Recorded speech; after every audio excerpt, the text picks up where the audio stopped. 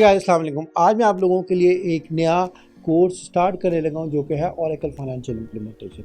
जी हाँ जी, इस कोर्स के अंदर मैं आपको ओरेकल फाइनेंशियल की इम्प्लीमेंटेशन सिखाऊंगा, वो भी ओरेकल ई बिज़नेस के ऊपर। ओरेकल ई बिज़नेस के ऊपर मैं आपको बताऊंगा फ्रॉम स्क्रैच कि आपने किसी भी ऑर्गेनाइजेशन का किस तरीके से बिज़नेस को एनालिसिस करना है और उसके बाद आपने उसकी कैसे इम्प्लीमेंटेशन करनी है और उसकी कौन सी यूज़र ट्रांजेक्शन होगी। ये सारे के सारे काम, ये सारे के सारे स्टेप्स मैं आपको इस ओरेकल फाइनेंशियल की ट्रेनिंग के अंदर करवाऊंगा। इस ओरेकल फाइनेंशियल की ट्रेनिंग के अंदर मैं आपको ट्रेनिंग कराऊंगा ओरेकल जनरल लेजर की, मैं आपको बताऊंगा ट्रेनिंग कराऊंगा oracle accounts payable, account receivable, fix assets, cash management, i expense और प्रॉपर्टी मैनेजर की। ये सारे के सारे कोर्सेज हम लोग करेंगे इस कोर्स के अंदर जो क्या है ओरेकल ई बिज़नेस से लेकर। अब ये कि अगर आपने ओरेकल ई बिज़नेस का कोर्स करना है, उससे पहले कुछ फंक्शनल कोर्स करना है तो उससे पहले आपके पास इन्वायरमेंट रेडी होना चाहिए। तो इन्वायरमेंट रेडी के लिए हमारे पास एक सेपरेट कोर्स मैंने जो नामों करवाया, जिसके थ्रू आप अपने लैपटॉप के ऊपर ओरेकल ई बिज़नेस का इन्वायरमेंट बिल्ड कर सकते हैं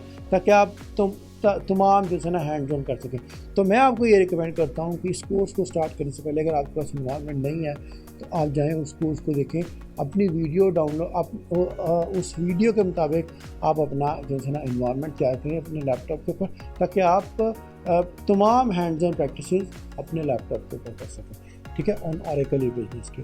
प्लस ये है कि आपके पास जब इन्वायरमेंट रेडी हो जाएगा तो हमारे पास एक और कोर्स है oracle e business essentials for implementers. So अगर आप उस कोर्स को भी कर लेंगे तो वो भी आपके लिए बहुत ज़्यादा हेल्पफुल होगा, ताकि आपको जो है ना उसके सारे कोर कॉन्सेप्ट पता चल जाएंगे। जब आप ये दोनों कोर्सेज कर लेंगे तो हमारे पास आपके पास कोर थोड़ा सा बेसिक्स का आइडिया हो जाएगा।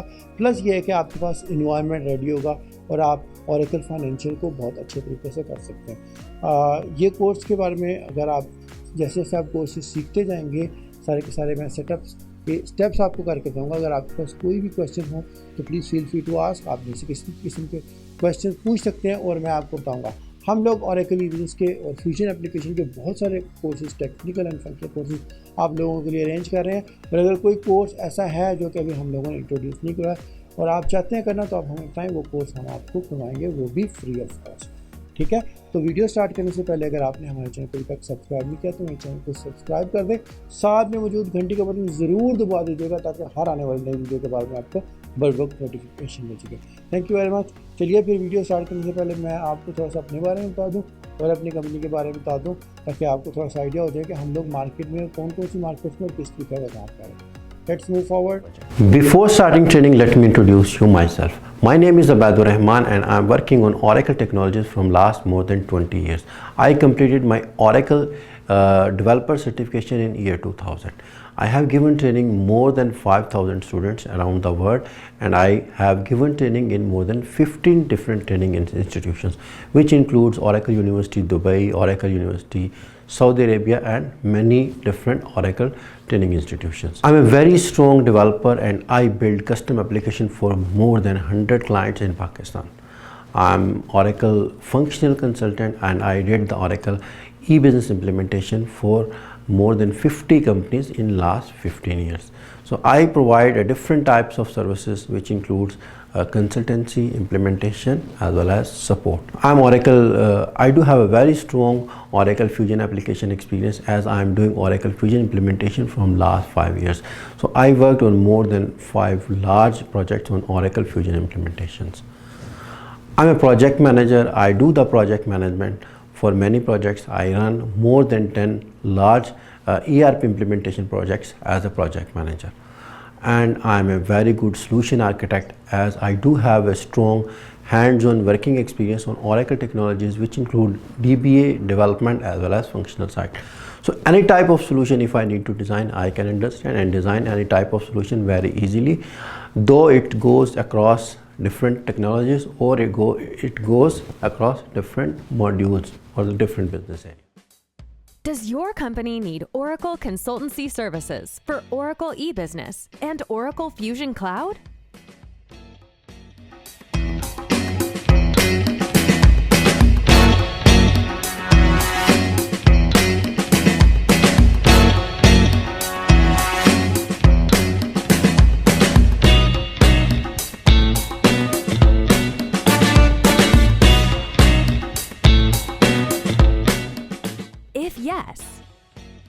ICM Software House is a multinational ERP consultancy company dealing in end-to-end ERP solution implementations on Oracle technologies, including Oracle eBusiness and Oracle Fusion Cloud implementations, business intelligence, mobile application development, and integrations.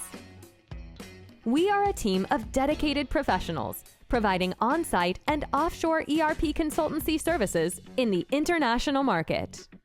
ICM is helping clients digitally transform and streamline their business processes by integrating many departments using ERP solutions to have paperless environments, along with the best analytical solutions for decision makers through business intelligence, and by ensuring business data availability and approvals on mobile apps.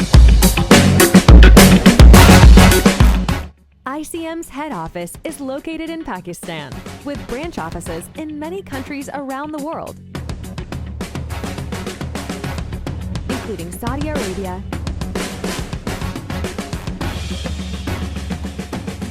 the United States,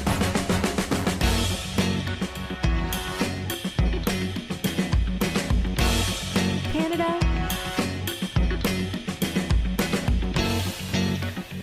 the United Kingdom, Australia,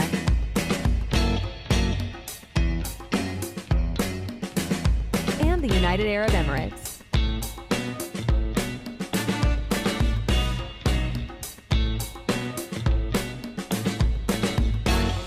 ICM provides Oracle ERP services, including solution-driven implementation based on best practices, 24/7 on-site and offshore support, business intelligence solutions, including data warehousing, mobile application development for e-business and Fusion application, corporate trainings,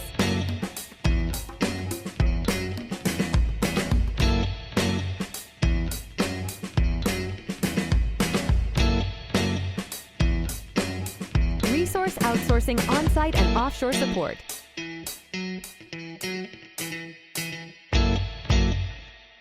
health checks, upgrading services, especially in Oracle.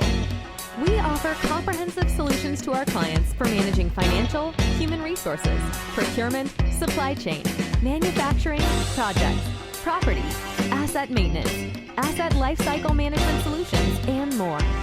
We have a great deal of experience in healthcare, telecom, banking, real estate, construction, and the manufacturing business sectors. For more information, please visit our website or contact us via email, phone, or WhatsApp. We look forward to speaking with you soon. तो अब थोड़ा सा further मैं आपको मज़ीद detail से explain करता हूँ ओरेकल फाइनेंशियल की ट्रेनिंग के बारे में। तो मैं आपको बताऊँगा कि हम लोग ओरेकल फाइनेंशियल की ट्रेनिंग में क्या क्या कुछ करने लगे हैं और हमारा सीक्वेंस ऑफ एक्टिविटीज़ क्या होगा। ठीक है, तो सबसे पहले जो है ना एजेंडा है इसके अंदर जो है ना मैं आपको बता दूं कि हम लोग सबसे पहले मैं आपको बताऊंगा ओरेकल ई-बिज़नेस का हाई लेवल इंट्रोडक्शन कि ओरेकल ई-बिज़नेस क्या है और उसका बेनिफिट क्या है और ओरेकल ई-बिज़नेस क्यों यूज़ करते हैं। उसके बाद हम लोग जो है ना डिस्कस करेंगे ओरेकल फाइनेंशियल्स को। ओरेकल फाइनेंशियल्स के बारे में आपको बताऊंगा, उसके कोर बिल्डिंग ब्लॉक्स एक्सप्लेन करूंगा ओरेकल फाइनेंशियल्स के। उसके बाद इस कोर्स के अंदर हम लोग ओरेकल ई-बिज़नेस की एप्लीकेशन की नेविगेशन को थोड़ा अच्छे तरीके से समझेंगे कि ओरेकल ई-बिज़नेस की एप्लीकेशन को हम लोगों ने नेविगेट कैसे करना है। जब आप ओरेकल ई-बिज़नेस की नेविगेशन को अच्छे तरीके से समझ जाएंगे तो जो नेक्स्ट पार्ट होगा वो होगा ई-बिज़नेस के स्ट्रक्चर का, कि जब आपने किसी भी कंपनी की इम्प्लीमेंटेशन करनी है आपने उसका स्ट्रक्चर कैसे बिल्ड करना है। तो बेसिकली जब आप इम्प्लीमेंटेशन कर रहे हैं तो दो तरह के स्ट्रक्चर होते हैं, एक जो है ना वो डाटा स्ट्रक्चर होता है और एक उसका रिपोर्टिंग के लिए स्ट्रक्चर होता है। अब डाटा स्ट्रक्चर क्या है, डाटा स्ट्रक्चर कैसे बिल्ड करना है, डाटा स्ट्रक्चर के कौन से जो है ना बेसिक कंपोनेंट्स हैं जो आपको समझने वो सारे का सारा मैं आपको ब्रीफ करूँगा। उसके बाद हम लोग जाएंगे सेटअप्स वाले पोर्शन के अंदर और हम लोग तमाम जो है ना ओरेकल फाइनेंशियल के जो कोर इंपॉर्टेंट मॉड्यूल्स हैं वो उनके मैं आपको सेटअप्स हैंड्स ऑन करके दिखाऊंगा और उसके बाद आप जो है ना हम लोग उसकी इंपॉर्टेंट ट्रांजैक्शंस करेंगे। वीडियो स्टार्ट करने से पहले मैं आपको बता दूँ दो चीज़ों में से नंबर 1 पे तो ये है कि अगर आपके पास ओरेकल ई बिज़नेस का प्रैक्टिस का इंस्टेंस नहीं है, तो ये मेरी दूसरी वीडियो है जिसका लिंक मैंने डिस्क्रिप्शन में दे दिया और आई बटन में आप इसको देख सकते हैं। इधर से जाके आप ओरेकल ई बिज़नेस अपने पास इंस्टॉल कर सकते हैं, डाउनलोड कर सकते हैं या कॉन्फ़िगर कर सकते हैं या रन कर सकते हैं वर्चुअल बॉक्स के थ्रू। इसमें मैंने तमाम आपको गाइड दी हुई है ऑन द लेटेस्ट रिलीज 12.2.11 जो कि आपका बहुत सारा टाइम को सेव कर देगा, ठीक है। और दूसरी चीज़ ये है कि अगर आपको ओरेकल ई बिज़नेस के एसेंशियल्स फॉर इम्प्लीमेंटर्स का आपने कोर्स नहीं लिया तो मैं आपको रिकमेंड करूँगा कि उसको भी आप जाकर जो है ना कोर्स को देख लें। अब हम लोग मूव करते हैं नेक्स्ट पे, और वीडियो स्टार्ट करने से पहले मैं आपको ये कहूँगा कि अगर आपने अभी तक मेरे चैनल को सब्सक्राइब नहीं किया तो मेरे चैनल को ज़रूर सब्सक्राइब कर दें, साथ में मौजूद घंटी का बटन ज़रूर दबा दीजिएगा ताकि हर आने वाली नई वीडियो के बारे में आपको बर वक्त नोटिफिकेशन मिल सके। तो ये है कि सबसे पहले ओरेकल ई बिज़नेस क्या है, ओरेकल ई बिज़नेस के का बेनिफिट क्या है और उसको हम लोग कैसे कहाँ पर यूज़ करते हैं। आपने ये समझना है कि Oracle e business is a complete integrated business application जो कि किसी भी तरह की बिजनेस इंडस्ट्री के अंदर फिट हो सकती है, स्पेशली बड़ी और मल्टीनेशनल ऑर्गेनाइजेशन के अंदर, स्पेशली ऐसी कंपनीज जिनके एम्प्लॉइज़ 1500 से ज़्यादा हैं और वो अपने तमाम सिस्टम को ऑटोमेट करना चाह रहे हैं, तमाम सिस्टम को कह सकते हैं, तमाम सिस्टम्स को कह सकते हैं ऑटोमेट करना चाह रहे हैं, उनके लिए जो है ना एक स्टैंडर्ड इंटीग्रेटेड एंटरप्राइज सोल्यूशन है जिसकी बेस के ऊपर जो है ना वो अपना तमाम सिस्टम यूज़ कर सकते हैं। जब आप ई बिज़नेस के ऊपर आते हैं तो ई बिज़नेस के अंदर हमारे पास काफ़ी सारे मॉड्यूल्स होते हैं। उन मॉड्यूल्स में से एक मॉड्यूल होता है general ledger. General ledger basically इसको हम लोग कह सकते हैं सेंट्रलाइज्ड अकाउंटिंग रेपोजिटरी। तो बेसिकली क्या है कि जो भी आप काम अपने ई बिज़नेस के सोल्यूशन में करेंगे या आप अपने ERP सोल्यूशन में करेंगे उसके अंदर जितनी भी आपकी ट्रांजैक्शंस होंगी जिनकी अकाउंटिंग इन्फॉर्मेशन जनरेट होनी है, सिस्टम क्या करेगा उसकी अकाउंटिंग इन्फॉर्मेशन जनरेट करेगा और उसके बाद आप उसको जनरल लेजर में लेंगे। तो आप उसको जनरल लेजर में लेंगे तो जनरल लेजर से आपने अपनी फाइनेंशियल जो है रिपोर्ट्स बनानी, जितनी भी आपकी फाइनेंशियल रिपोर्ट्स होंगी वो आपकी जनरल लेजर से बनेंगी। अब जनरल लेजर के अंदर क्या है कि नॉर्मली फाइनेंशियल रिपोर्ट्स कौन सी होती हैं, normal major important financial reports जो ना वो तकरीबन 4-5-6 किस्म की होती है। एक रिपोर्ट्स वो होती है जिसको हम कहते हैं अकाउंट स्टेटमेंट, जिसमें आप किसी भी अकाउंट की जाकर डिटेल स्टेटमेंट देख सकते हैं। उसके अलावा जनरल लेजर के अंदर जो मेजर इंपॉर्टेंट रिपोर्ट है वो है ट्रायल बैलेंस, उसके बाद इनकम स्टेटमेंट, बैलेंस शीट है, और अगर आप बजट यूज़ कर रहे हैं तो बजट से रिलेटेड जो है ना वो आपकी सारी की सारी इन्फॉर्मेशन होती है। तो ये कुछ core major basic important reports हैं जो कि ओरेकल के जनरल लेजर मॉड्यूल से क्रिएट होंगी। और ये कहाँ पे यूज़ होंगी, नॉर्मली क्या है कि जो बिज़नेस ओनर्स होते हैं, जो फाइनेंस के पर्सन होते हैं, उनके लिए बहुत ज़्यादा इंपॉर्टेंट होती हैं क्योंकि जो बिज़नेस ओनर्स हैं उनको अपनी प्रॉफिटेबिलिटी चेक करनी होती है। और जो फाइनेंस की टीम है उन लोगों ने जो है ना ऑडिट्स वालों को, अकाउंट्स वालों को, गवर्नमेंट डिपार्टमेंट्स को और बैंक्स को डील करना होता है। तो अपनी कंपनी की पोजीशन शो करने के लिए या अपना कंपनी का प्रॉफिट शो करने के लिए या अपने कंपनी के टैक्सेस से डील करने के लिए तो वो सारी की सारी रिपोर्ट जो है ना वो मेनली जनरल लेजर से लेते हैं, ठीक है। लेकिन जनरल लेजर बाय इटसेल्फ अगर ERP इन्वायरमेंट में काम कर रहे हैं तो कुछ नहीं होता क्योंकि इसके अंदर आप बहुत कम ट्रांजैक्शन रिकॉर्ड करते हैं, बिल्कुल जस्ट माइनर से ट्रांजैक्शन रिकॉर्ड करते हैं या बहुत कम ट्रांजैक्शन रिकॉर्ड करनी चाहिए। लेकिन जनरल लेजर में इंफॉर्मेशन कहाँ से आती है, जनरल लेजर में इंफॉर्मेशन आती है, अकाउंटिंग इंफॉर्मेशन आती है दूसरे मॉड्यूल से जिसको कहते हैं हम लोग सब लेजर। लाइक अगर हम देखें ओरेकल के अंदर या किसी भी इन्वायरमेंट के अंदर तो एक मॉड्यूल होगा जनरल लेजर जो कि सेंट्रलाइज्ड रेपोजिटरी होगा और इसके अलावा बाकी मॉड्यूल्स होंगे जो कि आपके होंगे सब लेजर। और सब लेजर में हर सब लेजर में उसकी नेचर के मुताबिक जो है ना आपकी बिजनेस ट्रांजैक्शंस रिकॉर्ड होती हैं और उन बिजनेस ट्रांजैक्शन में से जिस ट्रांजैक्शन के लिए अकाउंटिंग जनरेट करनी है उसकी अकाउंटिंग जनरेट करता है और उसको बाद में आप ओरेकल जनरल लेजर में ट्रांसफ़र कर लेते हैं। लाइक अगर हम लोग इन्वेंट्री में देखें, इन्वेंट्री से रिलेटेड आपके पास कौन सा स्टॉक कब आया, कहाँ से आया, कितने का आया, वो सारे के सारे स्टॉक के रिलेटेड इन और आउट की ट्रांजैक्शन सारी इन्वेंट्री के अंदर शुरू होती है। बट उसके ऊपर क्या अकाउंटिंग जनरेट होनी है वो सारी की सारी जो है अकाउंटिंग आपकी इन्वेंट्री में जनरेट होगी और उसके बाद वो जनरल लेजर में चली जाएगी। इसी तरीके से अगर आपकी बैंकिंग की कोई ट्रांजैक्शन है उसकी कोई अकाउंटिंग जनरेट होनी है तो बैंकिंग की ट्रांजैक्शन कैश मैनेजमेंट के मॉड्यूल में होगी और उसकी अकाउंटिंग जनरल लेजर में ट्रांसफ़र हो जाएगी। इसी तरीके से फिक्स्ड एसेट्स की जितनी भी लाइक एसेट्स के एडिशंस और डेप्रिसिएशन से रिलेटेड जितनी भी काउंटिंग होगी वो सारी की सारी जो है ना एसेट्स के मॉड्यूल में होगी और बाद में आप उसको जनरल लेजर में ट्रांसफर कर लेंगे। सेम वे में आपके पास ऑरेकल रिसीवेबल है, पेबल्स है, ऑर्डर मैनेजमेंट है, परचेजिंग के मॉड्यूल्स हैं। इन सब मॉड्यूल्स के ऊपर जिस मॉड्यूल के ऊपर जो ट्रांजैक्शन क्रिएट करनी है वो ट्रांजैक्शन क्रिएट होती है और बाद में वो जनरल लेजर के मॉड्यूल में चली जाती है। अब यह है कि ऑरेकल ई बिज़नेस पे जब आप काम कर रहे हैं तो ऑरेकल ई बिज़नेस चूँकि इंटीग्रेटेड इन्वायरमेंट है और इस इंटीग्रेटेड इन्वायरमेंट में हमारे पास डिफरेंट प्रोडक्ट फैमिलीज होती हैं। इस तरीके से एक मैन्युफैक्चरिंग की प्रोडक्ट फैमिली है, इस तरीके से फाइनेंशियल की प्रोडक्ट फैमिली है, इस तरीके से प्रोजेक्ट्स की प्रोडक्ट फैमिली है, ह्यूमन रिसोर्स की प्रोडक्ट फैमिली है, CRM की प्रोडक्ट फैमिली है और सप्लाई चेन की प्रोडक्ट फैमिली। बेसिकली क्या है कि ऑरेकल ई बिज़नेस के अंदर 200 से ज़्यादा मॉड्यूल्स हैं और different based on the business nature जो मॉड्यूल्स को जो इन्होंने इकट्ठा किया है उसको कहते हैं प्रोडक्ट फैमिलीज। तो उसमें से एक प्रोडक्ट फैमिली है ऑरेकल फाइनेंशियल्स। उस ऑरेकल फाइनेंशियल्स को इस वक्त हम लोग बड़ी डिटेल से डिस्कस कर रहे हैं, ठीक है। तो ऑरेकल फाइनेंशियल्स के ऊपर जब आप काम करेंगे, ऑरेकल फाइनेंशियल्स के अंदर काफ़ी सारे मॉड्यूल्स हैं जिसमें से कोर इंपॉर्टेंट मॉड्यूल्स कौन से हैं। एक है जनरल लेजर। जनरल लेजर के बारे में आपको थोड़ा सा बता चुका हूँ कि जनरल लेजर में हमारे पास बेसिकली अकाउंटिंग की इंफॉर्मेशन स्टोर होती है। बेसिकली तमाम जनरल लेजर की जनरल अकाउंटिंग या हम कह सकते हैं JVs जो है ना वो GL में स्टोर होंगे। उसके अलावा जो हमारे पास फाइनेंशियल्स के अंदर जो दूसरा मॉड्यूल है वो है अकाउंट्स पेएबल।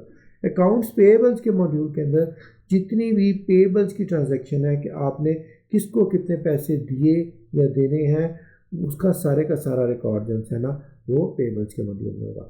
उसके बाद थर्ड नंबर पे हमारे पास आता है रिसीवेबल।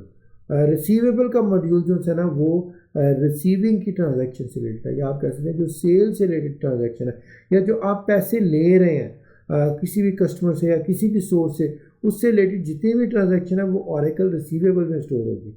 और सेम जैसे कि मैंने आपको बताया रिसीवेबल उसकी अकाउंटिंग जो है वो बाद में जनरल लेजर में चली जाएगी। इसी तरीके से बैंक से रिलेटेड या कैश से रिलेटेड जो भी आपकी ट्रांजैक्शन होगी वो कैश मैनेजमेंट के मॉड्यूल में होगी। और अगर आपके पास फिक्स एसेट्स हैं और उस एसेट से रिलेटेड जितनी भी आपकी ट्रांजैक्शन होगी वो फिक्स एसेट्स के मॉड्यूल के अंदर होगी। जब आपने टैक्सेशन को डील करना है किसी भी ट्रांजैक्शन के ऊपर आपका टैक्स है चाहे वो पेएबल है या वो रिसीवेबल है वो सारे के सारे tax related setup tax related transaction वो सारी की सारी आप कह सकते हैं टैक्सेशन के मॉड्यूल में होगी जिसको हम कहते हैं EBS टैक्स EB टैक्स, ठीक है, ई बिजनेस का टैक्सेस का मॉड्यूल। और आई एक्सपेंस का मॉड्यूल है जो कि एक्सपेंसेस को डील करने के लिए यूज़ होता है। स्पेशली अगर प्रोजेक्ट मैनेजर है उन्होंने अपनी एक्सपेंस रिपोर्ट बनानी है या पेटी कैश होल्डर्स हैं उन्होंने अपनी एक्सपेंस रिपोर्ट बनानी है तो वो एक्सपेंस आई एक्सपेंस के मॉड्यूल को यूज़ करते हैं। तो ये जो है ना बेसिक कोर मॉड्यूल है जो कि ऑरेकल फाइनेंशियल्स के अंदर यूज़ होते हैं। अब हम थोड़ा सा ऑरेकल जनरल लेजर को डिस्कस कर लेते हैं। जब हम ऑरेकल जनरल लेजर पे काम करते हैं, जब हम ऑरेकल जनरल लेजर पे सेटअप करेंगे तो कुछ टर्म्स जो कि बहुत इंपॉर्टेंट है जिसके बारे में आपको पता होना चाहिए वो मैं आपको बता रहा हूँ। सबसे पहले हमारे पास जो होता है वो एक लेजर होता है। लेजर के अंदर जो है ना बेसिकली हमारा तमाम काम जो है ना वो लेजर के अंदर हो रहा होता है, ठीक है। आपके पास आपकी बिजनेस की नेचर की बिजनेस की रिक्वायरमेंट के मुताबिक एक या एक से ज़्यादा लेजर हो सकते हैं, ठीक है। तो लेजर बेसिकली जो है वो 4 चीज़ों पे कंसिस्ट करता है। एक आप ये कह सकते हैं chart of account, currency, calendar and accounting method. इसको हम 4 C's भी कहते हैं। 4 C's से बना दिया कि ये 4 बेसिक बिल्डिंग ब्लॉक्स हैं जिसके ऊपर आपका लेजर बिल्ड होता है, ठीक है। तो अभी हम फर्दर मैं आपको डिटेल से एक्सप्लेन करता हूँ चार्ट ऑफ अकाउंट क्या है और करेंसी, कैलेंडर और अकाउंटिंग मेथड के बारे में। एनी हो एक लेजर जो कि कोर बेसिक इंपॉर्टेंट चीज़ है जो कि आपके पास इसके अंदर होता है। अब यह है कि जब आपने किसी भी कंपनी का सिस्टम बिल्ड करना है तो आपने उसका चार्ट ऑफ अकाउंट बनाना है। चार्ट ऑफ अकाउंट में क्या होता है, लाइक फॉर एग्जांपल ये देखें आप, ये आपके पास एक sort of chart of account बना हुआ है। चार्ट ऑफ अकाउंट में इनिशियली अगर आप फर्स्ट टाइम इसको समझने की कोशिश करें तो थोड़ा सा आपके लिए मुश्किल होगा, बट यह है कि this is very much important. और तमाम के तमाम आपके ERP सोल्यूशन की बेस आपके चार्ट ऑफ अकाउंट के ऊपर होती है। चार्ट ऑफ अकाउंट बेसिकली आपका ऐसा स्ट्रक्चर है जो कि आपकी बेसिकली रिपोर्टिंग नीड को सेटिस्फाई करता है, जो कि आपके बिजनेस की रिपोर्टिंग नीड है कि किस तरीके से आपकी मैनेजमेंट रिपोर्ट्स को लेना चाह रही है, उसके लिए आपने चार्ट ऑफ अकाउंट को सेटिस्फाई करना है और वो उनकी रिक्वायरमेंट को के मुताबिक होना चाहिए, ठीक है। तो ये चार्ट ऑफ अकाउंट एक सैम्पल चार्ट ऑफ अकाउंट मैंने बनाया है जिसके अंदर ये मेरे पास एक है, ये कह सकते हैं फ्लैक्स शीट। ठीक है, फ्लेक्स फील्ड का कॉन्सेप्ट मैं आपको आगे से जाकर डिटेल से समझाऊंगा, लेकिन यह है कि जो फंक्शनल इम्प्लीमेंटर्स होते हैं वो बिजनेस रिक्वायरमेंट के मुताबिक फ्लेक्सिबल फील्ड्स बना लेते हैं। लाइक उसमें आपकी मर्ज़ी के कॉलम्स हो सकते हैं 1 2 3 4 5। ये जो करंट एग्जांपल है इसमें 5 फ्लेक्स फील्ड के कॉलम्स हैं, लेकिन अगर आप जब अपना सेटअप कर रहे हैं तो वो 3 भी हो सकते हैं, 5 भी हो सकते हैं, 8 भी हो सकते हैं, 12 भी हो सकते हैं। तकरीबन 30 सेगमेंट से 30 कॉलम्स की आपके पास लिमिट होती है। तो इसके अंदर 5 कॉलम्स या 5 सेगमेंट्स मैंने चूज़ कर लिए, company, division, department, account and project. तो ये पांचों मिलके जो है ना आपका क्या बनाएंगे, कंपनी का चार्ट ऑफ अकाउंट बनाएंगे। अब हर सेगमेंट के अंदर उसकी वैल्यूज़ होंगी। कंपनी के सेगमेंट्स में कंपनीज की डिटेल होगी, डिवीजन्स के सेगमेंट्स में डिवीजन की होगी, डिपार्टमेंट्स के सेगमेंट्स में डिपार्टमेंट्स की होगी, और अकाउंट्स के सेगमेंट्स में अकाउंट्स की सारी इन्फॉर्मेशन होगी। और उसके बाद एक जो है ना चार्ट ऑफ अकाउंट प्रोजेक्ट्स के सेगमेंट्स के अंदर प्रोजेक्ट के बारे में इंफॉर्मेशन। अब जैसे कि मैं आपको बता चुका हूँ कि इसके 2 3 4 5 जितने आप कॉलम चाहे हो सकते हैं आपके बिजनेस रिक्वायरमेंट के बारे में, लेकिन मिनिमम 2 या 3 तो लाजमी है। ठीक है, ये आपको ध्यान में रखना है। अब ये है कि जब आप चार्ट ऑफ अकाउंट बना रहे हैं तो ये आपका चार्ट ऑफ अकाउंट बन जाएगा। उसके बाद इसके अंदर आप जो है ना उसके बाद आप इसके अंदर वैल्यू स्टोर करेंगे। ये आपकी उसके अंदर वैल्यूज आ गई। कंपनी के अंदर आप 00 एक वैल्यू स्टोर की, उसकी डिस्क्रिप्शन टोटल कंपनी आ गई। 01 एक वैल्यू स्टोर की, उसकी डिस्क्रिप्शन कंपनी एक्स आ गई। कोई भी आप कंपनी जो आपकी होंगी बिजनेस की, वो आप कंपनी की सारी लिस्ट में लगाएंगे।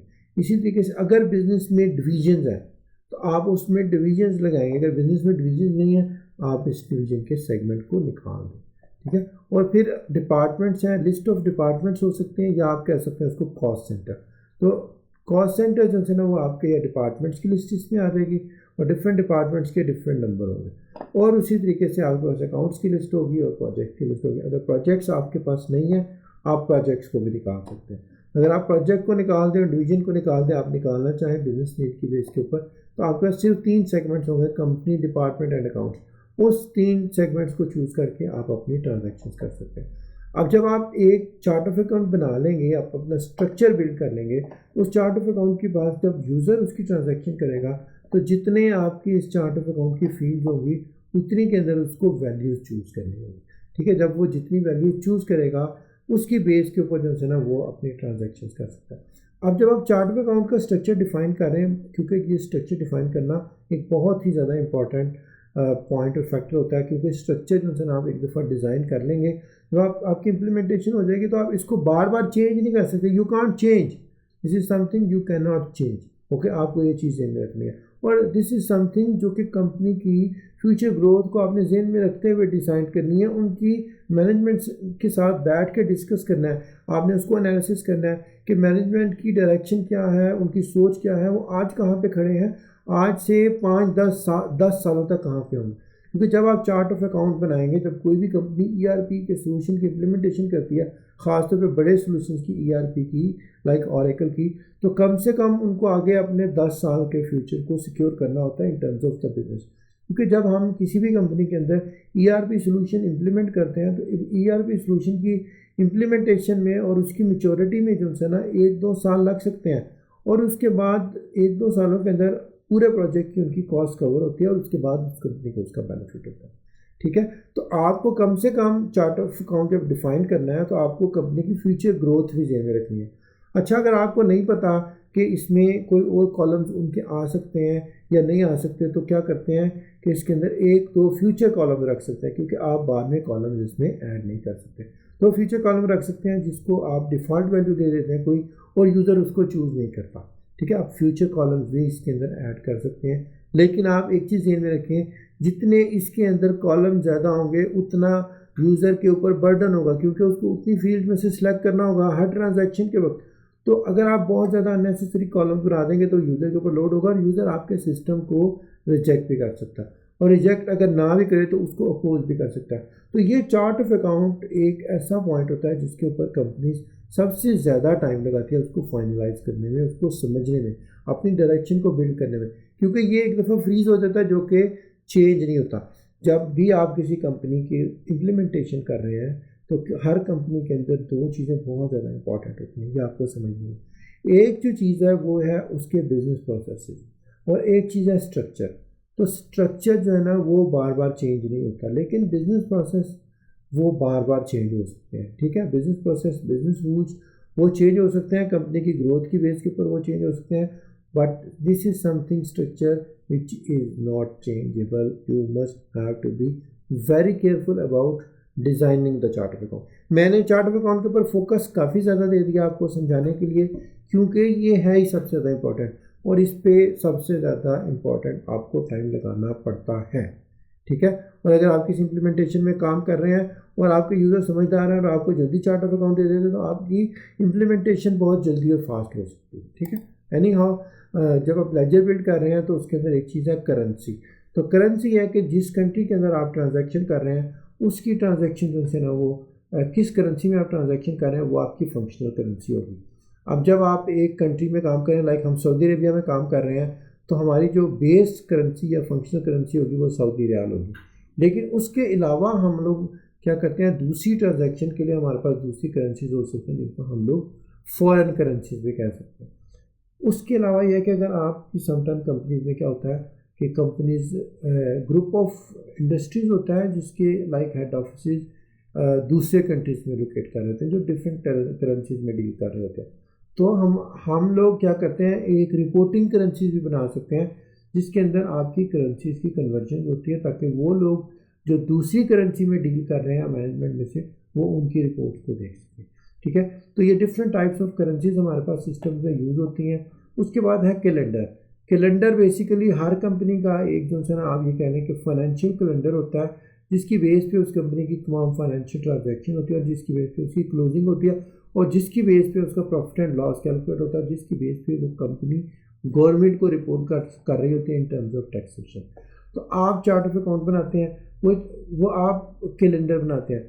आप कैलेंडर जो है ना वो आपका आपकी मर्ज़ी है, आपकी चॉइस है कि आप कितने मंथ एक ईयर में डिफाइन करें और उसमें कितने आप एडजस्टमेंट पीरियड रखें, ठीक है। तो किसी कंपनी का based on the business need या फर्स्ट कैलेंडर जो पीरियड होता है वो मे भी जनवरी से स्टार्ट हो सकता है, किसी का अप्रैल से हो सकता है, किसी का जुलाई से और सितंबर से हो सकता है। ये डिफरेंट कंपनीज का बेस्ड ऑन डिफरेंट कंट्रीज और बिजनेस लेजिस्लेशन कैलेंडर्स डिफरेंट हो सकते हैं, और आपको उस कंपनी की उसकी बिजनेस रिक्वायरमेंट के मुताबिक जो है ना वो कैलेंडर डिफाइन करना है। अब यह है कि जब हम लोग ऑरेकल की इम्प्लीमेंटेशन करते हैं तो हमारे पास एक चीज़ है accounting setup manager. Accounting setup manager के अंदर हम तमाम अपना अकाउंटिंग का स्ट्रक्चर डिफाइन करेंगे, और अकाउंटिंग के स्ट्रक्चर के अंदर सबसे पहले जो इंपॉर्टेंट चीज़ है वो है लीगल एंटिटीज़। तो लीगल एंटिटीज़ क्या होता है? लीगल एंटिटी एक लीगल कंपनी है। जब आप काम करते हैं, जब आप लेजर डिफाइन करते हैं, तो लेजर के अंदर आप लीगल एंटिटीज़ डिफाइन कर सकते हैं, और हर कंपनी के अंदर जब आप इम्प्लीमेंटेशन करें ऑरेकल के अंदर, इसमें एक या दो या पांच या ज़्यादा लीगल एंटिटीज़ हो सकती हैं, ठीक है। तो उसके अंदर लीगल एंटिटीज़ होती हैं, प्लस ये है कि उसके अंदर आपके पास हर लीगल एंटिटी के अंदर ऑपरेटिंग यूनिट्स हो सकते हैं, जिसको आप ऑपरेटिंग यूनिट कह सकते हैं, जिसको आप ब्रांच कह सकते हैं, जिसको आप कॉस्ट सेंटर भी कह सकते हैं, ठीक है। तो अब यह है कि आप जब लेजर बिल्ड करेंगे तो लेजर के अंदर लीगल एंटिटीज़ होंगी। लीगल एंटिटी मीन जो लीगल कंपनी है जिसकी एक लीगल रजिस्ट्रेशन होगी, जो एक लीगली रिपोर्ट कर रही होगी किसी गवर्नमेंट के इदारे को, और उस लीगल एंटिटी के अंदर एक या एक से ज़्यादा ऑपरेटिंग यूनिट्स हो सकते हैं, या एक या एक से ज़्यादा ब्रांचेज हो सकती हैं। अब यह कि जब आप ऑरेकल जनरल लेजर में काम करेंगे तो ऑरेकल जनरल लेजर में जितना भी आपका काम होगा वो आप क्या करेंगे, जर्नल्स क्रिएट करेंगे, ठीक है। जेवी जिसको हम लोग बोलते हैं, जनरल वॉचर। उसमें यह है कि जब आप जेवी क्रिएट करते हैं, उसमें कुछ जेवी की header information, batch related information होती है, कुछ जेवी की हेडर इन्फॉर्मेशन होती है, और कुछ जेवी की लाइन्स रिलेटेड इन्फॉर्मेशन होती है। तो सारी की सारी जो है ना वो इन्फॉर्मेशन मिला के आपका एक जनरल वॉचर बनता है। अब मैं थोड़ा सा जो है ना इस वक्त आपको कोर इंपॉर्टेंट ट्रांजैक्शंस के बारे में बता रहा हूँ जो हर मॉड्यूल्स की होती है। उसके बाद हम लोग आगे चलेंगे और हम लोग सिस्टम पे जाके उसके सेटअप्स भी करेंगे, ठीक है। तो अभी एटलीस्ट ये है कि आपको ऑरेकल फाइनेंशियल के अंदर कौन कौन सी चीज़ें हैं उनके बारे में अच्छे तरीके से आइडिया होगा। तो अब जब आप जर्नल्स बनाते हैं तो दो डिफरेंट तरह के जर्नल्स होते हैं। आपके पास बेसिक जर्नल्स हो सकते हैं और एडवांस जर्नल्स हो सकते हैं। बेसिक जर्नल्स पे अगर हम लोग जाएँ तो बेसिक जर्नल्स क्या है, वो जर्नल एंट्री के लिए होता है, और जिसमें आप मैनुअल ट्रांजैक्शन जो है ना वो जेवी की रिकॉर्ड कर सकते हैं। उसके अलावा अगर आपके जर्नल में कभी एंट्री आ गई और आपने उसमें अगर आपके किसी जर्नल में कोई एरर आ गया या प्रॉब्लम आ गई और आपने उसको जर्नल को चेंज करना है, आपने उसको पोस्ट कर दिया हुआ है, आप उसको चेंज नहीं कर सकते, तो क्या आपके पास एक सोल्यूशन होता है, आप उसको रिवर्स कर लेते हैं। रिवर्स का क्या मतलब है कि उसकी अपोजिट ट्रांजैक्शन क्रिएट करेगा और उससे आपका रिजल्ट रिवर्स हो जाएगा, बट वो जर्नल एंट्री जो कि सेव होगी वो डिलीट नहीं होगी, वो सिस्टम के अंदर ही रहेगी। ठीक है, तो ये बेसिक लेवल के जर्नल्स हैं। उसके अलावा ओरेकल के अंदर एडवांस जर्नल्स भी हैं जिसके अंदर हमारे पास रिकरिंग जर्नल्स हो सकते हैं और मैथ एलोकेशन जर्नल्स हो सकते हैं। अब रिकरिंग जर्नल के अंदर जो है ना, रिकरिंग जर्नल से क्या मुराद है, वो ऐसे जर्नल जो कि हर महीने एग्जीक्यूट होते हैं। लाइक आप देखें, हर महीने आपने बिजली का बिल देना है, हर महीने आपने रेंट देना है, हर महीने आपने जो है ना टेलीफोन का बिल देना है, तो ये आपके रिकरिंग होंगे। तो आपको रिकरिंग में हर दफ़ा जाके अकाउंट बनाने के लिए आप अपना टेम्पलेट बिल कर लेते हैं और उस टेम्पलेट के बेस के ऊपर जो है ना आपका हर महीने का जो है ना वो जर्नल खुद ही जनरेट हो जाता है, या आप उसको स्केड्यूल कर सकते हैं based on some standard rules और some rules based on some skeleton और rule based on some formula. ये रिकरिंग जर्नल हम जब उसको डिटेल से सेटअप करेंगे तो हम लोग उसको डिटेल से समझेंगे। ठीक है, उसके बाद यह मैथ एलोकेशन। अगर आपने अपनी कोई कॉस्ट को किसी और डिपार्टमेंट्स में किसी और कंपनीज पे एलोकेट करना है तो उसके लिए हम लोग यूज़ करते हैं मैथ एलोकेशन का फंक्शन।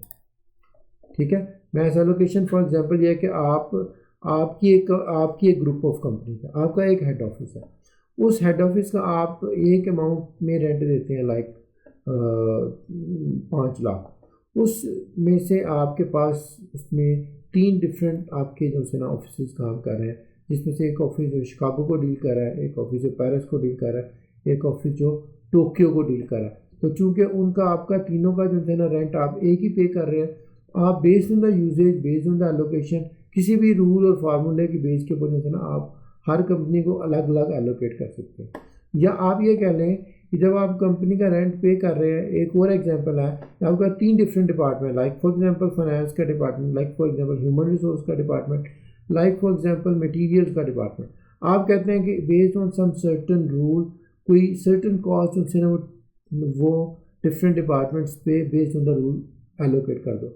लाइक आप ये कह सकते हैं कि तीनों पे 33% कर दो, या आप कहते हैं कि इसको 40% कर दो, इसको 40% चार्ज करना है और इसको 20% चार्ज करना है। जो भी आपका जेन में फार्मूला है उसकी बेस पे आप अपनी जो है ना वो कॉस्ट को एलोकेट कर सकते हैं। उसके बाद ये है कि कुछ आप एडिशनल एक्शंस परफॉर्म कर सकते हैं जर्नल्स के ऊपर, लाइक आप फंड चेक कर सकते हैं, आप जर्नल्स को पोस्ट कर सकते हैं। ये सारे के सारे जो है ना कुछ एडिशनल एक्शन परफॉर्म हो सकते हैं आपके जर्नल वॉचर्स के ऊपर। अब यह है कि अभी थोड़ा सा मैं आपको बता दूं कि हमने कौन कौन से सेटअप्स करने हैं जो core basic important required setup हैं। जब हम लोग सिस्टम पे जाएंगे तो सबसे पहले हम लोग चार्ट ऑफ अकाउंट बनाएंगे, फिर हम लोग फ्लैक्स फील्ड और उसकी वैल्यू सेट्स बनाएंगे, करेंसीज डिफाइन करेंगे, कैलेंडर डिफाइन करेंगे, लेजर डिफाइन करेंगे, हम बिजनेस ग्रुप्स को बनाएंगे, लीगल एंटिटीज़ बनाएंगे, अकाउंटिंग सेटअप मैनेजर को जाकर कॉन्फ़िगर करेंगे, बजट को सेटअप करेंगे। उसके बाद हम अपने पीरियड को ओपन करेंगे और कुछ अपनी सिक्योरिटी से रिलेटेड प्रोफाइल की सेटिंग्स करेंगे। तो ये तमाम के तमाम स्टेप्स हैं जो कि हम यूज़ करके अपना फाइनेंशियल का स्ट्रक्चर बिल्ड करेंगे। आगे आगे जैसे समझाते हैं मैं आपको एक्सप्लेन करता रहता हूँ। अब थोड़ा सा आता है अकाउंट्स पेएबल्स के बारे में। अकाउंट्स पेएबल्स के मॉड्यूल के बारे में जैसे कि मैंने आपको बता दिया है, ये यूज़ होता है पेएबल्स की ट्रांजैक्शंस के लिए। अगर आपने कोई पेमेंट्स करनी है, कोई पेएबल इनवॉइसेस आप वेंडर से रिसीव करते हैं, उसकी पेमेंट्स करनी है या पेमेंट्स करते हैं, उसका तमाम रिकॉर्ड जो है ना ओरेकल पेएबल्स के मॉड्यूल में स्टोर होता है। अगर अब हम पेएबल्स को देखें तो पेएबल्स अब हमारे पास डिफरेंट मॉड्यूल्स हैं। ठीक है, डिफरेंट मॉड्यूल्स के अंदर आप देखें जिस तरह हमारे पास ओरेकल एसेट्स का मॉड्यूल है, ओरेकल एसेट्स के मॉड्यूल के अंदर जो है ना हमारी इनवॉइसेस की इंटीग्रेशन हो सकती है ओरेकल पेएबल्स के मॉड्यूल में। ठीक है, पेएबल्स के मॉड्यूल के अंदर बेसिकली क्या होता है, पेएबल्स के मॉड्यूल्स के अंदर आपकी तमाम जो है ना पेएबल इनवॉइसेस की ट्रांजैक्शन हो सकती है। अब पेएबल का मॉड्यूल किस किस मॉड्यूल से इंटीग्रेट करता है ओरेकल ई बिज़नेस के अंदर, वो मैं थोड़ा सा आपको फर्दर डिटेल से एक्सप्लेन करता हूँ। तो नॉर्मली क्या होता है कि आपकी कंपनीज में एम्प्लॉयज़ होते हैं और वो एम्प्लॉयज़ क्या होता है कि आप एम्प्लॉयज़ को समटाइम पेटी कैश देते हैं। तो पेटी कैश से रिलेटेड एम्प्लॉयज़ से रिलेटेड इन्फॉर्मेशन जो है वो पेएबल्स के साथ इंटीग्रेट करती है। इसी तरीके से परचेजिंग मॉड्यूल है, कोई भी आपने कंपनी में परचेज करनी है तो उसका परचेज ऑर्डर बनता है और वो परचेज ऑर्डर के अगेंस्ट आप पेमेंट्स करते हैं, तो वो भी पेबल्स के साथ इंटीग्रेट करते हैं। इसी तरीके से अगर हम लोग देखें पेबल फिक्स एसेट्स है, आई सप्लायर है, आई एक्सपेंस है, ऑर्डर मैनेजमेंट है, ये तमाम के तमाम मॉड्यूल्स पेबल्स मॉड्यूल के साथ इंटीग्रेट करते हैं। इनकी ट्रांजैक्शंस का आपस में लिंक होता है और उसकी बेस पे अगर कोई अकाउंटिंग जनरेट होती है तो वो ऑरेकल जनरल लेजर हो जाती है। उसके बाद आप देखें ये सप्लायर का आर्किटेक्चर है। नॉर्मली क्या है कि आप ऑरेकल ई बिजनेस में जब सप्लायर एक डिफाइन करते हैं और उस सप्लायर की एक या एक से ज़्यादा साइट्स हो सकती हैं। लाइक हमने एक सप्लायर डिफाइन किया XYZ और उसकी ब्रांचेज हो सकती हैं, एक टोक्यो में, एक पेरिस में, एक न्यूयॉर्क में या किसी भी प्लेस के ऊपर। उसके बाद यह है कि अगर आपकी लाइक टोक्यो के अंदर एक साइट है, उस साइट का डिफरेंट पर्पज़ हो सकता है। लाइक आप देखें टोक्यो में जो साइट है वो परचेजिंग के लिए है, इसी तरीके से पेरिस में जो साइट है वो परचेजिंग के लिए, जबकि न्यूयॉर्क में उस कंपनी का लेट्स से जो हेड ऑफिस है तो वो पेमेंट्स के लिए। ठीक है, तो डिफरेंट पर्पज़ हो सकता है सप्लायर की साइट्स का। अब ओरेकल पेबल्स के अंदर जो है ना वो डिफरेंट टाइप्स की इनवाइसेस होती हैं, जिसमें से एक हम कह सकते हैं कि स्टैंडर्ड इनवाइस होती है। किसी भी वेंडर ने हमें कोई जब इनवाइस करना है तो उसको हम लोग स्टैंडर्ड इनवाइस में रिकॉर्ड करते हैं। ठीक है, उसके बाद हमारे पास एक क्रेडिट मेमो होता है, जो कि अगर आपने उसकी credit memo and debit memo जो है ना वो यूज़ होता है वेंडर की अगर कोई अमाउंट को एडजस्ट करने के लिए विदाउट इनवाइस। कोई अमाउंट्स में लाइक कोई डिस्काउंट्स आ गई या कोई और इशू आ गया, उसको आपने अमाउंट उसकी प्राइस को एडजस्ट करना है तो उसके लिए आप डेबिट या क्रेडिट मेमो यूज़ करेंगे। और उसके अलावा प्री पेमेंट्स जो है ना बेसिकली एडवांस अगर आपने पे करना है सप्लायर को तो बेसिकली उस पर्पज़ के लिए यूज़ होती है। तो डिफरेंट टाइप्स ऑफ इनवाइसेस हैं ओरेकल पेबल्स के अंदर, जिसकी बेस पे आप जो है ना आगे वो काम करते हैं। अगर हम जाएँ ओरेकल पेबल्स के अंदर एक चीज़ इनवाइस है और उसके बाद पेमेंट्स होती है। पेमेंट्स आप जब कोई इनवाइस क्रिएट करते हैं तो उसके बाद जो है ना आप वेंडर को उसके अगेंस्ट बैंक से पे कर सकते हैं। ठीक है, अब जो हमने पेबल्स की सेटअप करने हैं तो पेबल की जो हम लोग सेटअप करेंगे उसके अंदर कोर इंपॉर्टेंट रिक्वायर्ड जो सेटअप्स हैं, हम लोग एक इन्वेंट्री कैलेंडर क्रिएट करेंगे, इन्वेंट्री ऑर्गेनाइजेशन क्रिएट करेंगे, फाइनेंशियल ऑप्शन जो है वो हम लोग पेबल फाइनेंशियल ऑप्शन को जो है ना पेबल्स के मॉड्यूल के अंदर फाइनेंशियल ऑप्शन को सेटअप करेंगे, पेमेंट टर्म्स जो से अपनी डिफाइन करेंगे, पेबल्स के ऑप्शंस को डिफाइन करेंगे, पेबल सिस्टम के अंदर जो सेटअप पेबल सिस्टम सेटअप्स हैं उनको डिफाइन करेंगे, सप्लायर्स डिफाइन करेंगे और पेबल्स के पीरियड्स को जो है ना वो हम लोग ओपन करेंगे। ठीक है, तो ये सारे के सारे स्टेप्स हैं पेबल्स के मॉड्यूल को कॉन्फ़िगरेशन के लिए, जो कि मैं आपको आगे जाके करके दिखाऊंगा। ठीक है, उसके बाद आ जाता है हमारे पास ओरेकल रिसीवेबल्स का मॉड्यूल। रिसीवेबल जैसे कि मैंने आपको बताया कि कस्टमर से रिसीव करने के लिए या उसकी रिसीवेबल ट्रांजैक्शंस क्रिएट करने के लिए हमारे पास जो मॉड्यूल है वो है ओरेकल रिसीवेबल। अब ओरेकल रिसीवेबल को आप देखें तो इसकी सबसे पहले है इंटीग्रेशन। ओरेकल रिसीवेबल बेसिकली जो सा मॉड्यूल है वो इंटीग्रेट करता है ओरेकल इन्वेंट्री के साथ भी इंटीग्रेट करता है, ऑर्डर मैनेजमेंट के साथ भी इंटीग्रेट करता है और ये इंटीग्रेट करता है ओरेकल जनरल लेजर के साथ। ठीक है, तो डिफरेंट टाइप्स ऑफ ट्रांजैक्शंस के लिए जो के लिए ना इसकी इंटीग्रेशन होती है डिफरेंट मॉड्यूल्स के साथ। अब अगर हम देखें ओरेकल रिसीवेबल्स के अंदर जो है ना वो हमारे कस्टमर्स बनते हैं। जिस तरह पेबल्स में सप्लायर्स बनते हैं उस तरह रिसीवेबल्स में कस्टमर्स बनते हैं और हर कस्टमर की जो है ना उसको हम लोग ओरेकल का अगर पार्टी मॉडल देखें तो हर कस्टमर की एक पार्टी होता है, वो पर्सन भी हो सकता है और वो ऑर्गेनाइजेशन भी हो सकता है। ठीक है, और उस पार्टी की साइट होती है और साइट की जो है ना वो जो है ना पर्पज़ हो सकता है कि वो बिल्ड टू पर्पज़ है या शिप टू पर्पज़ है। जिस तरह देखें आपके पास एक पार्टी है, उस पार्टी के अंदर जो है ना उसकी आप कह रहे हैं डिवीजन की बेस के ऊपर डिफरेंट पार्टीज हो सकती हैं और उसके अंदर जो है ना आपकी डिफरेंट साइट्स हो सकते हैं और हर साइट के साथ अपने डिफरेंट अकाउंट्स लिंक हो सकते हैं। ठीक है, तो ये सारी की सारी जो है ना इसका कस्टमर का मॉडल है। तो हम क्या करते हैं ओरेकल रिसीवेबल के अंदर डिफरेंट लोगों के लिए डिफरेंट प्रोफाइल्स क्रिएट कर सकते हैं कि जिसकी क्रेडिट रेटिंग अच्छी है उसको हम लोग ज़्यादा बेहतर प्रोफाइल देते हैं और जिसकी क्रेडिट रेटिंग कम है उसको लो प्रोफाइल देते हैं। उसकी बेस पे डेफिनेटली हम लोग उसकी जो है ना डिफरेंट वो कह सकते हैं रिस्ट्रिक्शंस वगैरह या बेनिफिट्स लगा सकते हैं। ठीक है, रिसीवेबल्स के अंदर अब जब हम लोगों ने ओरेकल रिसीवेबल्स की इनवाइस क्रिएट करनी है तो सबसे पहले हम लोग इनवाइस की हेडर इन्फॉर्मेशन स्टोर करेंगे, जिसमें इनवाइस नंबर, उसका सोर्स, तो उसी क्लास, टाइप और जीएल डेट होगी।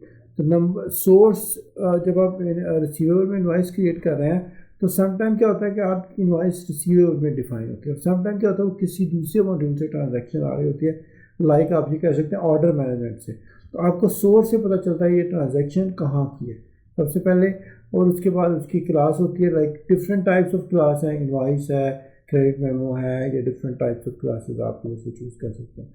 और उसकी जीएल डेट होगी कि कब इसकी ट्रांजैक्शन जीएल में होगी, उसके कस्टमर से रिलेटेड इन्फॉर्मेशन होगी, उसकी अकाउंटिंग इन्फॉर्मेशन होगी, आइटम से रिलेटेड इन्फॉर्मेशन होगी, क्वांटिटी एंड प्राइस से रिलेटेड इन्फॉर्मेशन होगी। ये सारी की सारी जो है ना हमारे पास रिसीवेबल की ट्रांजैक्शन होती हैं जो कि हम ऑरेकल रिसीवेबल में क्रिएट करते हैं। उसके बाद हम लोग रिसीट्स क्रिएट करते हैं, और रिसीट्स जो है ना वो सप्लायर से रिलेटेड होती है, और वो रिसीट्स आपकी इनवाइस के साथ मैच कर सकते हैं, ठीक है, और वो आपके कस्टमर के जो है ना वो बैलेंस को अपडेट करती है। ये है रिसीट्स रिसीवेबल्स के अंदर। तो रिसीवेबल की रिसीट के डिफरेंट स्टेटस हो सकते हैं, आइदर कि वो कंफर्म हो सकती है, अप्रूव्ड हो सकती है, क्लियर्ड हो सकती है, रेमिटेड हो सकती है, या रिवर्स्ड हो सकती है।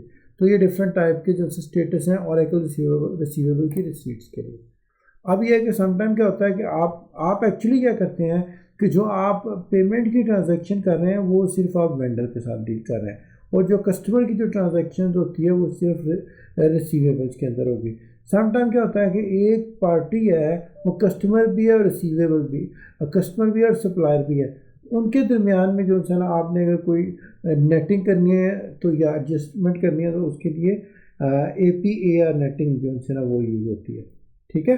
तो ये APAR नेटिंग को हम लोग रिसीवेबल में यूज़ कर सकते हैं। अब अगर हमने रिसीवेबल के सेटअप करने हैं तो हमारे पास system parameters, tax profile, payment term, system options, auto accounting rules, receivable activities, transaction sources, transaction types, receipt sources और रिसीट क्लासेस, ये सारे के सारे जो है ना वो रिक्वायर्ड सेटअप्स हम लोग सेटअप करेंगे तो हमारा रिसीवेबल मॉड्यूल जुड़ेगा, जो कि हम लोग आके जाके देखेंगे। उसके बाद कैश मैनेजमेंट का मॉड्यूल है। कैश मैनेजमेंट का मॉड्यूल जो है ना वो आपकी बैंक ट्रांजैक्शन को मैनेज करने के लिए यूज होता है। तो बेसिकली क्या है कि आप बैंक स्टेटमेंट्स रिसीव करते हैं बैंक से, आप उसको अपने ऑरेकल के सिस्टम के अंदर अपलोड करते हैं, उसके बाद आप अपनी ट्रांजैक्शंस के साथ उसको रिकनसाइल करते हैं। ट्रांजैक्शन से क्या बुलाता है, पेएबल और रिसीवेबल के अंदर जो आपके ट्रांजैक्शंस होंगी उनको आप कैश मैनेजमेंट के मॉड्यूल के अंदर जाके रिकनसाइल करेंगे और मैच करेंगे, और उसके रिजल्ट्स को रिव्यू करेंगे, और उसके बाद जो है ना उसकी जनरल एंट्रीज क्रिएट करके तो उसको हम लोग जीएल में पोस्ट कर देंगे। तो ये बेसिकली होता है ऑरेकल कैश मैनेजमेंट के अंदर।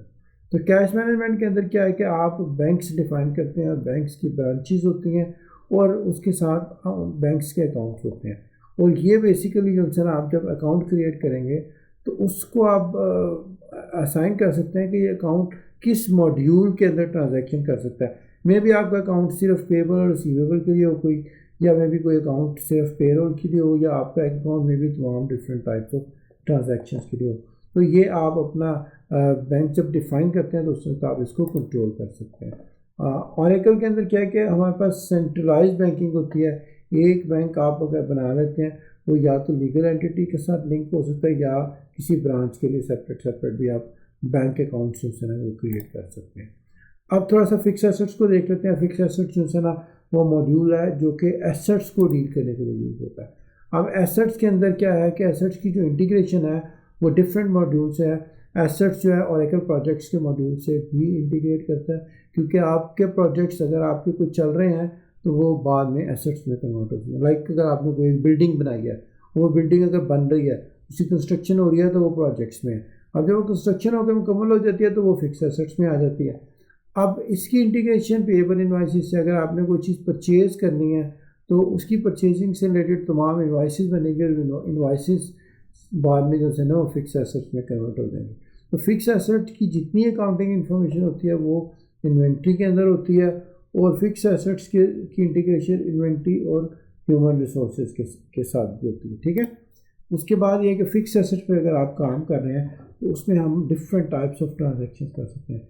लाइक फॉर एग्जांपल अगर एक कार है तो कार फॉर एग्जांपल हमारा फिक्स एसेट है, और फिक्स एसेट अगर हमें फिक्स एसेट के मॉड्यूल में ऐड करना है तो उसको हम लोग मैन्युअली भी ऐड कर सकते हैं, उसको हम लोग किसी एक्सटर्नल सिस्टम से भी इंपोर्ट कर सकते हैं, या उसको कंस्ट्रक्शन इन प्रोग्रेस CIP से भी जो है ना वो हम लोग अपना फिक्स एसेट्स बिल्ड कर सकते हैं। जब हमारा फिक्स एसेट बन जाता है उसके ऊपर हम लोग एडजस्टमेंट ट्रांजैक्शन भी कर सकते हैं। लाइक अगर आपने कुछ उस पर एडिशनल पैसे लगाए हैं या उसको कोई एक्सीडेंट हो गया, उसकी कुछ प्राइस कम हो गई है, उसके ऊपर आप उसके एडजस्टमेंट्स कर सकते हैं। अभी अगर जब आप कार्ड्स हैं या कोई एसेट्स हैं वो आप अपने एम्प्लॉयज़ को दे सकते हैं, डिफरेंट स्टाफ को दे सकते हैं, डिफरेंट डिपार्टमेंट्स को दे सकते हैं और उसको आप डिपार्टमेंट्स के दरमियान में ट्रांसफ़र भी कर सकते हैं।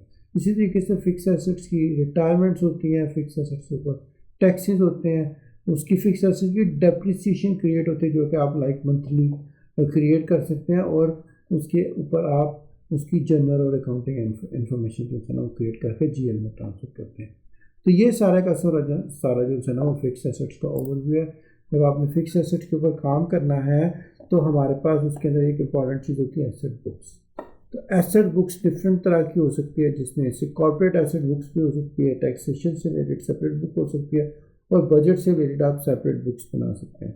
तो जब हम एसेट बुक डिफाइन करते हैं तो उसको हम कैलेंडर असाइन करते हैं, ठीक है, और एसेट बुक्स के साथ जो है ना वो हमारी कैटेगरीज लिंक होती हैं और जो कैटेगरीज हैं वो बेसिकली एसेट्स के साथ लिंक होती हैं और जो भी हम कैटेगरी डिफ़ाइन करते हैं उस कैटेगरी की बेस के ऊपर हम जो डेप्रिसिएशन मेथड डिफ़ाइन करते हैं कि लाइक गाड़ी की लाइफ जो है वो 5 साल है, फर्नीचर की लाइफ 4 साल है और इलेक्ट्रॉनिक्स की लाइफ 2 साल है, ताकि उस फार्मूले के बेस पे जो है ना वो आपकी सिस्टम में डेप्रिसिएशन सिस्टम क्रिएट करे। तो जब आपने ऑरेकल पे काम करना है, फिक्स एसेट को सेटअप करना है, तो 3 different types of flex field हम लोगों को सेटअप करनी है, जिसमें से एक कैटेगरी फ्लैक्स फील्ड है, एक लोकेशन फ्लैक्स फील्ड है और एक एसेट की फ्लैक्स फील्ड है। ये सारी की सारी जो है ना मैं आगे जाके आपको सेटअप करके दिखाऊंगा। अब ये हमें कुछ रिक्वायर्ड टास्क हैं जो इसके अंदर परफॉर्म करने हैं। हमें सिस्टम कंट्रोल को सेटअप करना है, फ्लैक्स फील्ड को सेटअप करना है, फिजिकल कैलेंडर को सेटअप करना है, फिक्स एसेट कैलेंडर को सेटअप करना है और ये सारे के सारे सेटअप हम करेंगे तो हमारा फिक्स एसेट्स का मॉड्यूल चलने लग जाएगा। तो आज का जो है ना ई बिज़नेस का मैं आज का लेक्चर इतना ही है। तो इसके अंदर यह है कि मैंने आपको जो है ना बेसिक ई बिज़नेस का और फाइनेंशियल्स के बारे में इंट्रोडक्शन करवा दिया। तो नेक्स्ट जो हमारा लेक्चर होगा वो नेविगेशन होगा फाइनेंशियल के पॉइंट ऑफ व्यू से, और नेविगेशन में मैं आपको बताऊँ कि आपने ऑरेकल फाइनेंशियल को किस तरीके से ऑरेकल एप्लीकेशन के अंदर रन करना है और यूज़ करना है। ठीक है, तो ये है कि आज का लेक्चर ख़त्म हो गया और ये कि अगर आपने अभी तक मेरे चैनल को सब्सक्राइब नहीं किया तो मेरे चैनल को सब्सक्राइब कर दो, साथ में मौजूद घंटी का बटन ज़रूर दबा दीजिएगा ताकि हर आने वाले नई वीडियो के बारे में आपको बर वक्त नोटिफिकेशन मिल सके। Thank you very much.